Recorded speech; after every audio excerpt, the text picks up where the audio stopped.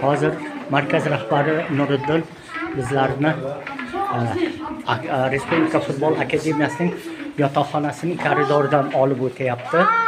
Bu yerda futbolchi akademiyaning studentlarining kiyimlari veshilkada osilib, koridor bo'ylab Nuriddin tezroq bolalar orqada qolmanglar, aktivroq harakat qilinglar. Bu yerda veshilkada kiyimlari osilib turibdi. Futbol akademiyasining studentlarining tezroq yuringlar.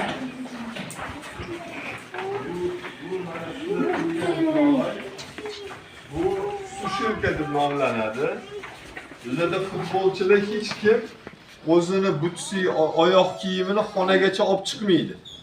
Hamma mashg'ulotdan keyin olib keladi, shu yerga quritishga qo'yadi, yuvib, mana bu joylarda yuviladi, quritishga qo'yib, bu shkopidan o'zini tapichkasini olib, yana tepaga chiqib ketadi xonasiga. Yana tapichkasi bilan tushadi. Tapichkani qoldiradi, butsini oladi-da, mashg'ulotga chiqib ketadi. Chunki butsi o'zingizlar bilasizlar, o'ynalgandan keyin har xil hid, yomon hid bo'ladi. Gigiyenaga to'g'ri kelmaydi. Shuning uchun sizlardan ham iltimos bo'ladi. Doim o'zingizlarni butsiginglarni yuvib, tozalab yursanglar, shuncha uzoqqa yetadi. Undan tashqari gigiyenaga doim rioya qilish kerak. Tozalik, ozodalikka doim rioya qilish kerak. Biz ham shu yo'lda mana shu jihozlarni olib kelib, shu yerda shu ishlarni tashkil qilganmiz. Tushunarlimi? Katta rahmat.